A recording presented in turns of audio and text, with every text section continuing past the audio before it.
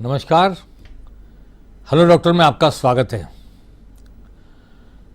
बहुत सी बीमारियां आम होती हैं, टीबी, टाइफाइड, मलेरिया, हैजा, ये हो गया, वो हो गया, एलर्जी हो गई, हार्ट की बीमारी हो गई, लीवर की बीमारी हो गई, सिरोसिस हो गया, आम आदमी किडनी की बीमारी हो गई, आम आदमी चर्चा कर लेता है, पत्थर आ गया।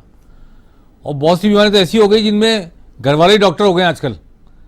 अच्छा ये हुआ, चलिए दवाई ले ले, 3 दिन में ठीक हो जाएगा। और बहुत सी बीमारियों में डॉक्टर तो खैर इलाज करते ही हैं, लेकिन ऐसी बहुत सारी बीमारियां हैं जो आम नहीं है, खास हैं, दुर्लभ हैं, हजारों लाखों में एक व्यक्ति को होती हैं। आम तौर पर आम चिकित्सक, आम डॉक्टर उसे पहचान भी नहीं पाता कि ये ऐसी बीमारी है।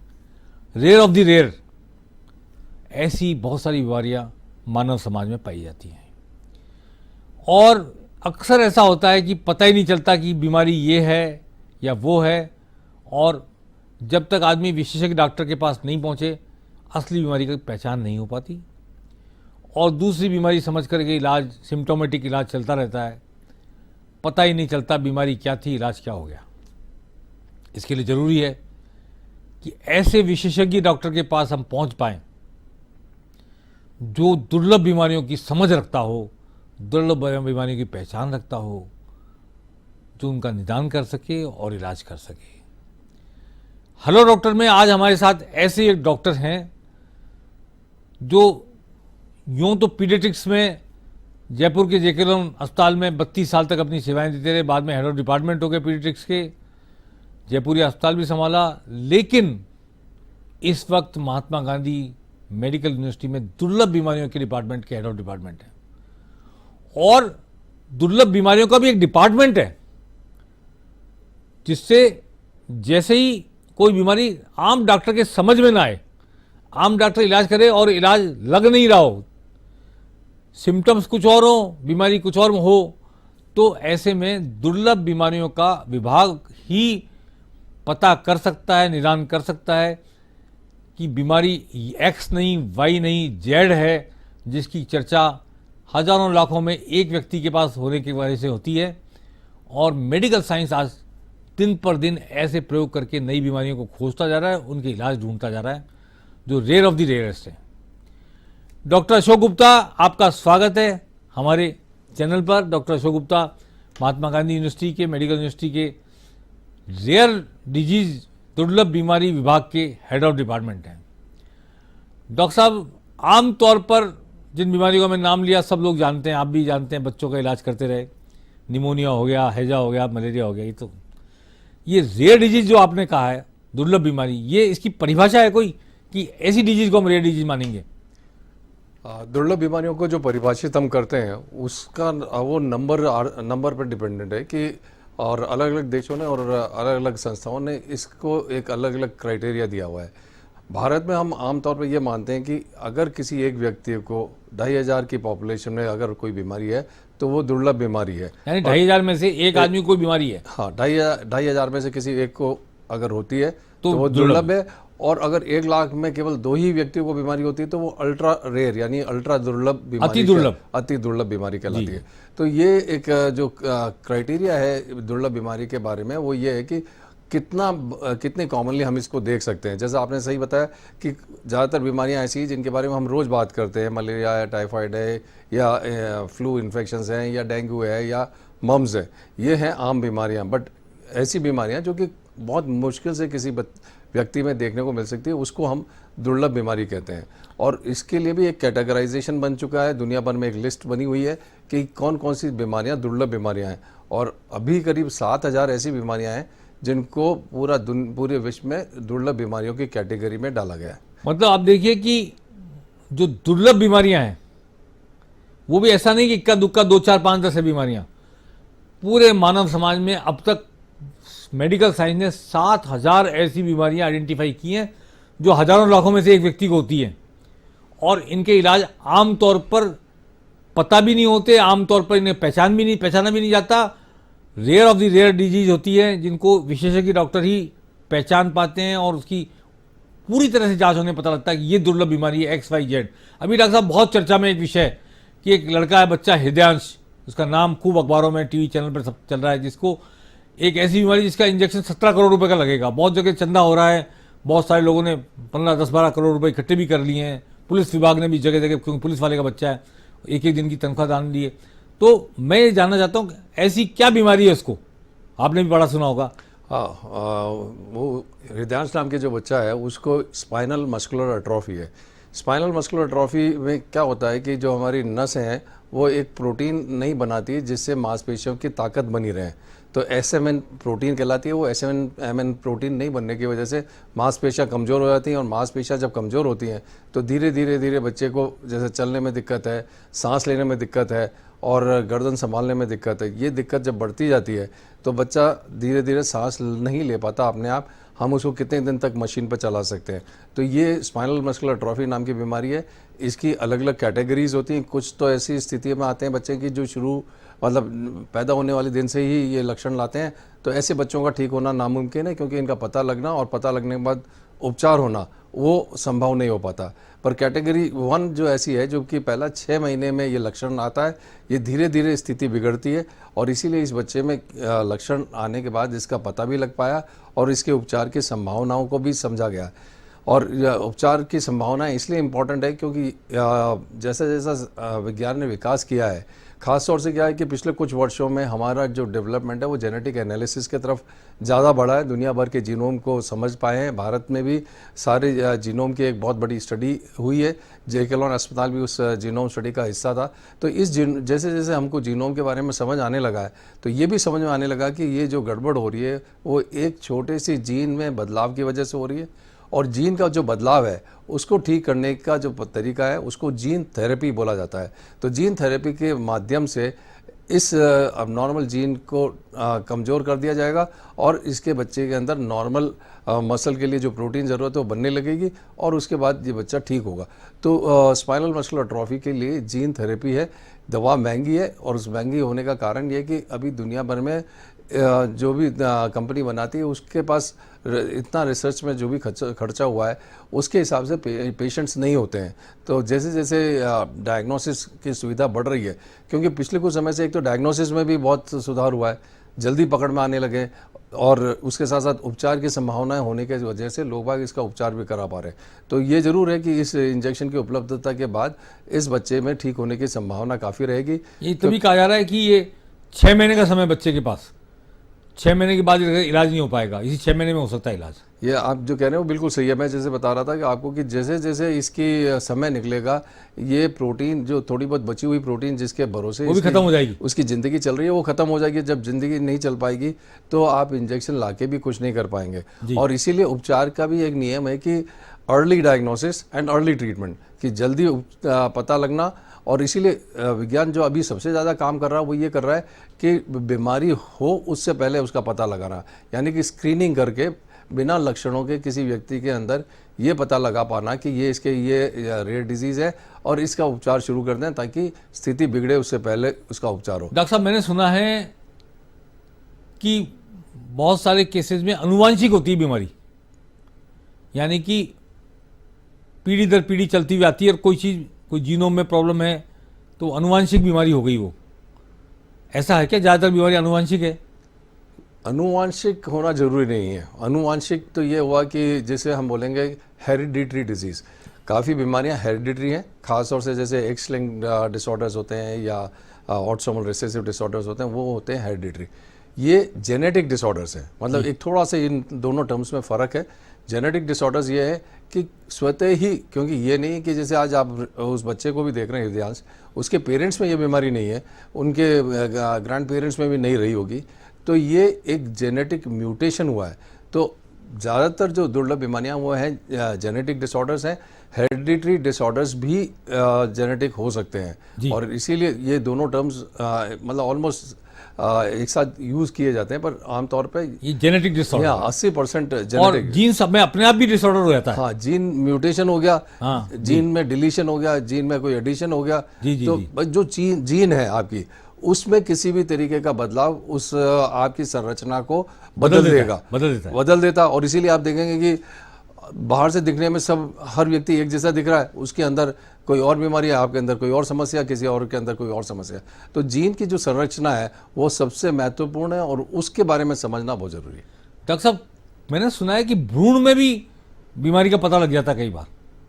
आप कह रहे हैं बिल्कुल सही है। जैसे जैसे विज्ञान प्रगति कर रहा है, एंटीनेटल डायग्नोसिस तो बहुत अब काफ़ी काम में आने लगा। और आप तो ये माना है कि आज के तारीख में एंटीनेटल यानी कि बच्चा जब पेट में है तब भी हम उसका उपचार करने की स्थिति में आने वाले हैं, क्योंकि बहुत सी ऐसे डिजीज़ है, ख़ास तौर से जिन परिवारों में कोई वंशानुगत बीमारी रही है, जेनेटिक डिसऑर्डर या फैमिलियल डिसऑर्डर्स रहे हैं, तो उन प्रेगनेंसीज में ज़रूर हम एक्सप्लोर करके पता लगाने की कोशिश करते हैं कि ये डेवलपिंग फीटस में इस तरीके का कोई डिजीज़ या डिसऑर्डर तो नहीं है। अगर है तो उसका उपचार भी किया जा सकता है। और जीन थेरेपी या थेरेपी इस एरिया में भी काफ़ी ज़्यादा विकसित हो रही है।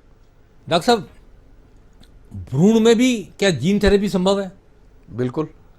जब बच्चा पेट में हो माँ के, हाँ जी, और पता लग जाए कि ये डिसऑर्डर हो सकता है इसमें, या है, हाँ, किसी नतीजे पहुंचा जाए, तो फिर क्या बच्चे को जन्म लेने से पहले भी उसके अंदर जीन थेरेपी करके उसके जीन्स में बदलाव किया जा सकता है? हाँ, ये किया जा सकता है। मतलब साइंटिफिकली ये संभव है। हालांकि अभी बहुत ज़्यादा ऐसे केसेस नहीं है जिसके बारे में कमेंट करें कि भाई एंटीनेटल इंटरवेंशंस में जीन थेरेपी की जा रही है या नहीं की जा रही, पर एंटीनेटल इंटरवेंशंस काफ़ी हद तक काफ़ी रिसर्च इसमें आगे बढ़ी हुई है।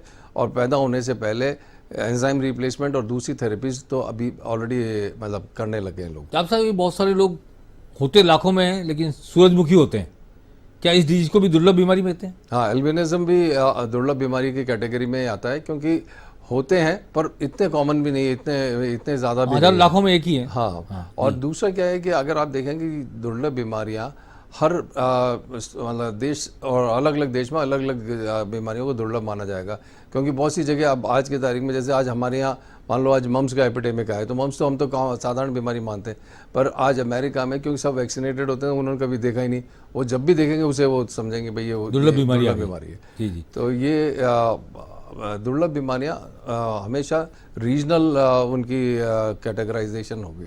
देखिए डॉक्टर साहब, मनुष्य तो एक जैसा ही है सब जगह, सबके वही लीवर, किडनी, हार्ट सब है, लेकिन अफ्रीका का आदमी देखते पहचान आता है अफ्रीका का आदमी, चीन का, जापान का आता है तो इस कंटिनेंट का आदमी है, भारत का आदमी है, उपमहाद्वीप का अलग से उसकी शक्ल, चेहरा, मोहरा, चाल ढाल सब चीज़ें अलग अलग हैं। तो ये जीन्स की वजह से हैं या कोई और वजह है?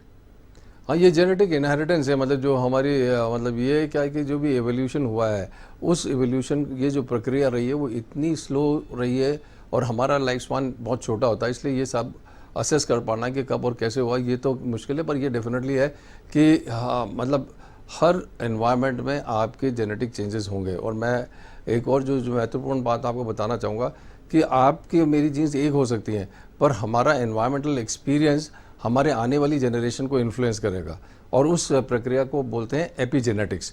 और आज की तारीख में क्योंकि जैसे मेरी जनरेशन है, मेरे से नीचे वाली जनरेशन, उसके आगे वाली जो जनरेशन है, उनमें आप देखेंगे धीरे धीरे एलर्जी, अस्थमा की प्रिवलेंस बढ़ रही है।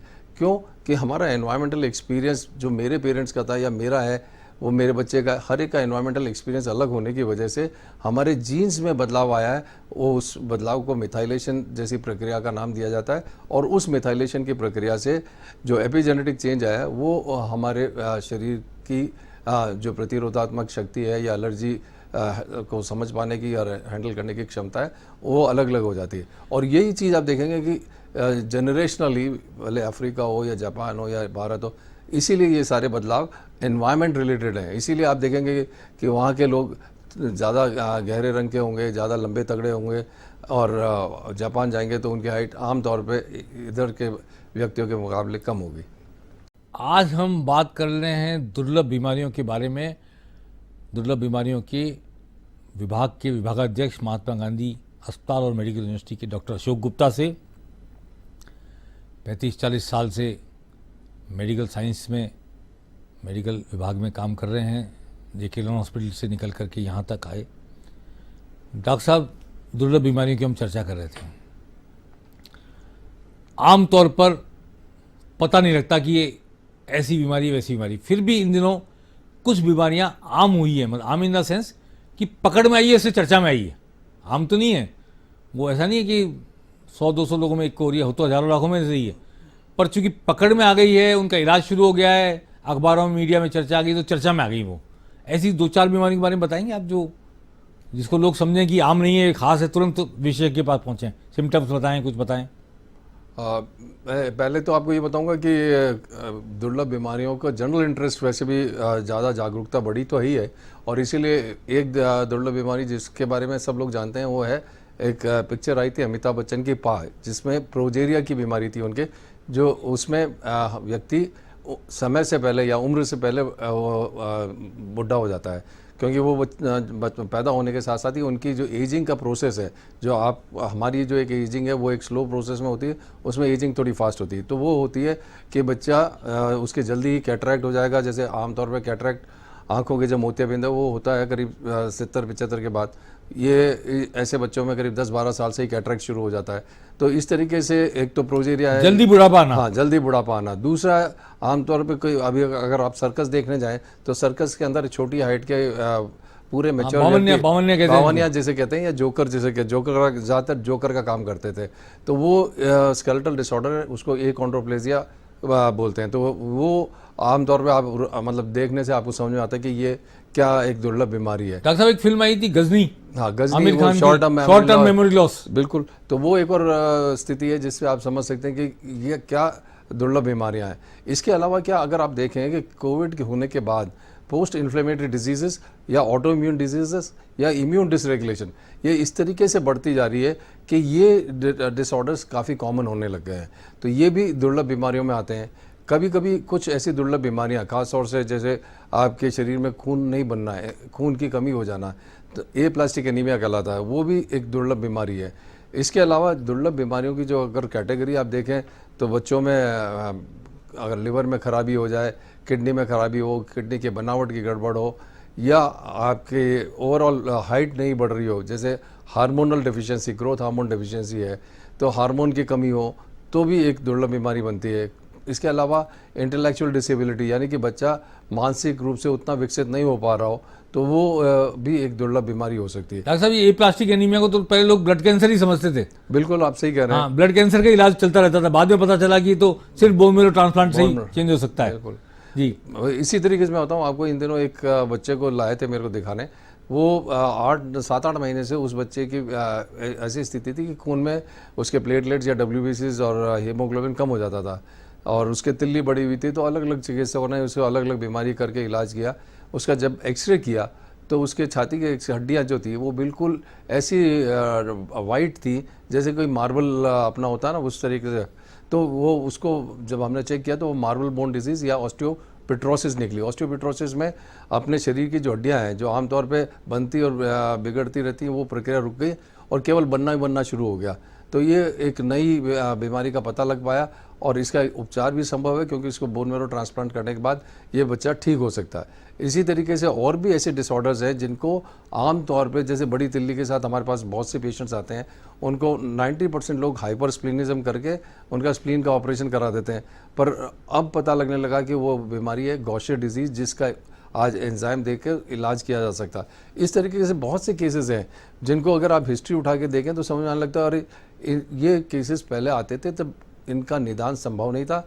आज क्योंकि टेक्निक उपलब्ध है, आज इन्वेस्टिगेशंस किए जा सकते हैं, इसलिए इनका निदान हो पाना संभव हो रहा है। और ख़ास तौर से जो सबसे ज़्यादा विकास हुआ है वो जीन स्टडीज़ में हुआ है। तो जेनेटिक स्टडी जैसे जैसे बढ़ रही है, तो हमारे मायोपैथीज़ यानी कि मांसपेशियों की कमजोरी, पहले ये समझ में नहीं आता था, हम बस कहते थे ये तो कमज़ोर पड़ गया, कमज़ोर पड़ गया। ये मायोपैथीज़ है, मायोपैथीज़ है जिनका उपचार संभव है। बहुत सी जीन जो ऐसी दुर्लभ बीमारियां हैं उनका उपचार बहुत सस्ता है और आसान भी है। डॉक्टर साहब, ये जो दुर्लभ बीमारियां भी अब इतनी सारी पकड़ में आ गई, 7,000 बीमारियां आपने बताया अब तक आइडेंटिफाई हो चुकी हैं, जो हज़ारों लाखों में एक को होती है, लेकिन है हमारे समाज में। क्या सरकार ने इसके लिए कोई पॉलिसी बनाई है? सरकार ने इसकी स्टडी के लिए, इस अन्वेषण के लिए, निदान के लिए, उपचार के लिए कोई पहल की है? हाँ, भारत सरकार ने 2021 में एक राष्ट्रीय नीति अनाउंस की, national policy on rare disease. और national policy on rare disease का मकसद ये है कि भाई ऐसे बच्चों का या ऐसी डिजीज़ का उपचार जितना जल्दी हो उसके लिए क्या क्या सुविधाएं विकसित करनी है देश में, उस पर काम हो रहा है। उसके अलावा उन्होंने बीमारियों को कैटेगराइज कर दिया है और उनमें कैटेगरी 1, 2 एंड 3 ऐसा रखा है। कैटेगरी 1 में ऐसी बीमारियां हैं जिनका उपचार बहुत सस्ता संभव है। मैं जैसे बोल रहा था आपको कि काफ़ी बीमारियां ऐसी हैं, जैसे आज एक बीमारी का पता लगा हमारे एक पेशेंट में, बायोटिनेडेज डेफिशिएंसी। वैसे उसमें वो बच्चे के सिर के बाल उड़ गए थे, नसें कमज़ोर पड़ गई थी और दिमाग में मतलब उसको दौरे आ रहे थे, और जैसे ही उसको बायोटिनेडेज की गोली दी, जो कि बहुत सस्ती सी गोली उपलब्ध है, उसको देते ही वो ठीक होने लगा। और ऐसी और भी बीमारियां हैं, कॉन्जेनिटल एड्रिनल हाइपरप्लेसिया या हाइपोथायराइडिज्म। तो ये बहुत सस्ती सस्ती दवाइयाँ उपलब्ध हैं जिनसे ये दुर्लभ बीमारियां ठीक हो सकती है। तो कैटेगरी 1 में तो सरकार ने ऐसी बीमारी रखी। कैटेगरी 2 में ऐसी रखी जो महंगा उपचार तो है पर वो एक बार के उपचार से ठीक हो सकती हैं। जैसे किसी बच्चे को केवल लिवर ट्रांसप्लांट करने से ठीक हो सकता है तो वो कैटेगरी 2, या बोन मैरो ट्रांसप्लांट देने से उसको ठीक हो सकता है, वो कैटेगरी 2। कैटेगरी 3 ऐसी रखी हैं कि जिनका उपचार 1 टाइम से ठीक होना संभव नहीं है, उनको लंबा उपचार की ज़रूरत है और उसका उपचार महंगा भी है। तो इस कैटेगरी 3 को भारत सरकार ने ये कहा है कि आज की तारीख में देश की ये स्थिति नहीं है कि इनका उपचार सब बच्चों को या सब व्यक्तियों को, इस कैटेगरी वालों को उपचार दिया जा सकता है। जैसा अभी अपन बात कर रहे थे, स्पाइनल मस्कुलर एट्रोफी, ये कैटेगरी 3 में है, क्योंकि इतना महंगा उपचार है कि वो भारत सरकार के लिए ये संभव नहीं कि हर व्यक्ति को ये उपचार दे सके। तो इसके लिए निर्देश ये दिया है कि आप क्राउड फंडिंग के थ्रू, यानी कि जैसे कॉर्पोरेट जनता से अपील करके, कॉर्पोरेट से लेकर के, CSR फंड से या और दूसरे तरीके से एक क्राउड फंडिंग से पैसा इकट्ठा करके उपचार आप कराएं। हृदयांश के लिए भी हो रहा है, मैंने देखा 4-5 करोड़ तो इकट्ठा कर लिया। राजस्थान सरकार ने भी एक पोर्टल बनाया था पिछले 2-3 साल पहले, उसमें मतलब मैं उसका नोडल ऑफिसर था। तो वो यहाँ पे भी राज संबल करके एक पोर्टल है जिसमें दुर्लभ बीमारियों के लिए आप पैसा दान करना चाहें तो डायरेक्टली दान भी कर सकते हैं, और उसमें डायरेक्टली अगर आप किसी पेशेंट के नाम से भी देना चाहें तो भी आप दे सकते हैं। डॉक्टर साहब, मैं समझता हूँ कि अभी जनता को पता लगे इससे पहले ये जरूरी है कि चिकित्सक समुदाय को पता लगे, क्योंकि आमतौर पर गांव में भी बहुत सारे चिकित्सक हैं और बीमारी कुछ और है, इलाज सिम्प्टोमेटिकली या जैसे दिख रहा है वैसे कर लेते हैं, पता लगता है बहुत आगे जाके। तो इसका प्रचार प्रसार हो और आम चिकित्सक समझ पाए कि बीमारी आम बीमारी नहीं, दुर्लभ बीमारी है। इसके लिए कोई प्रयास हो रहा है कि इनके लिए सेमिनार्स हो, पब्लिसिटी की जाए, जिससे कि हर डॉक्टर को पता लगे कि ये केस मेरा नहीं है, ये केस दुर्लभ बीमारी का है। नहीं, आप जो बात कर रहे हैं लोढ़ा साहब, बहुत ही महत्वपूर्ण है और बहुत ज़्यादा ज़रूरी है। और इस दिशा में हमने कोशिश ये की है कि जितने भी मेडिकल कॉलेज हैं, कम से कम राजस्थान में हर मेडिकल कॉलेज में एक रेयर डिजीज़ प्रोग्राम चले। तो रेयर डिजीज़ प्रोग्राम, क्योंकि जब हम लोगों ने जेकेलॉन में देखा था, जब आज से करीब 10 साल हुए हैं वहाँ रेयर डिजीज़ प्रोग्राम शुरू किए हुए, तो जब से शुरू किया है नतीजा ये हुआ कि हर साल जैसे हमारे पास 40 MD पीडियाट्रिक्स करने वाले स्टूडेंट्स आते थे, वो पूरे सेंसिटाइज होकर निकलते थे। जब यहाँ से जाते हैं तो उनको रेयर डिजीज़ के बारे में सोच समझ और पता लगाना पॉसिबल है। तो आज अगर हमारे जितने भी मेडिकल कॉलेज हैं, गवर्नमेंट में हो या प्राइवेट सेक्टर में, इनमें सब में अगर रेयर डिजीज़ का एक सेंटर खुले तो उससे फ़ायदा यही होगा कि ट्रेनिंग प्रोग्राम का हिस्सा बनेगा और इसीलिए उससे हमारे अंडर ग्रेजुएट्स या पोस्ट ग्रेजुएट्स वो सेंसिटाइज हो जाएंगे। ये तो हो जाएगा लॉन्ग टर्म। शॉर्ट टर्म में ये कि हम कोशिश कर रहे हैं कि सेमिनार्स करें या मीटिंग्स करें या वर्कशॉप्स करें, जिससे हम लोगों को चिकित्सकों को अवेयर कराते हैं, ट्रेनिंग करते हैं, और अलग अलग शहरों में इस तरीके की ट्रेनिंग हम कराते रहे हैं। मैं समझता हूँ डॉक्टर साहब, आज जो हमने हेलो डॉक्टर में इस पर चर्चा की, ये भी इसी तरह का एक हिस्सा है। बिल्कुल, अवेयरनेस का। डॉक्टर भी इसे देखेंगे, आम लोग भी देखेंगे और जानेंगे कि अगर किसी बीमारी का इलाज समझ में नहीं आ रहा, इलाज हो नहीं पा रहा, आमतौर पर दिखाई देने वाली बीमारी नहीं लग रही, तत्काल रेयर डिजीज दुर्लभ बीमारियों के विभाग में जाइए, दुर्लभ बीमारियों की जानकारी करके उसकी जांच करवाइए, क्योंकि ये होती हजारों लाखों में से एक है, लेकिन अरबों लोगों की इस मानव समाज में, पूरी दुनिया में 7,000 से ज़्यादा ऐसी बीमारियां अब तक आइडेंटिफाई हो चुकी हैं। किसको कौन सी बीमारी कहाँ हो गई, क्या पता चलेगा, कब पता चलेगा, कैसे पता चलेगा, इलाज होगा नहीं होगा, इलाज होने में कहीं देर ना हो जाए, बहुत सारी बातें हैं। क्योंकि ये ह्यूमैनिटी की लड़ाई है, मानवता की लड़ाई है, मानवता की जिंदा रखने की लड़ाई है।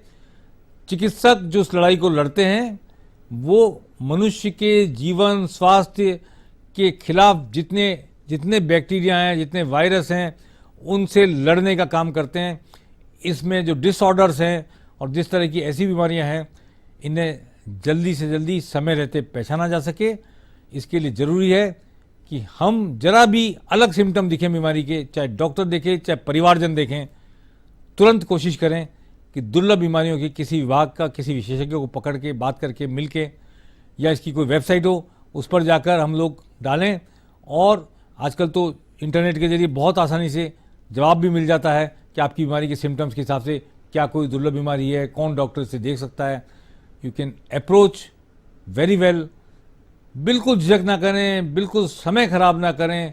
जरा भी लक्षण आए दुर्लभ बीमारी के, ऐसी बीमारी के जो आम तौर पर देखी सुनी जानी नहीं जाती, तुरंत उसके इलाज के लिए प्रयास करें, देर ना करें।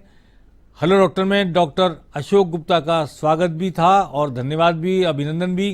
डॉक्टर साहब, आप मानव समाज के लिए, मानव सभ्यता के लिए एक बिल्कुल नए आयाम, बिल्कुल नई विधा में जाकर के काम कर रहे हैं और आपका मेडिकल कॉलेज भी इस दिशा में आगे बढ़ रहा है। जयपुर में ये सुविधा उपलब्ध है, ये हम सबके लिए अच्छी बात है। और मैं समझता हूँ कि आज के इस हेलो डॉक्टर से आप लोग भी जानेंगे इस बात को कि दुर्लभ से दुर्लभ बीमारियों का भी इलाज संभव है यदि समय रहते उनकी पहचान हो जाए और सही जानकार डॉक्टर आपको मिल जाए। हेलो डॉक्टर में आज बस इतना ही। फिर हाजिर होंगे अगले हफ्ते किसी नए विषय को लेकर, नई विधा को लेकर, नए डिपार्टमेंट को लेकर, नई बीमारी को लेकर। नमस्कार।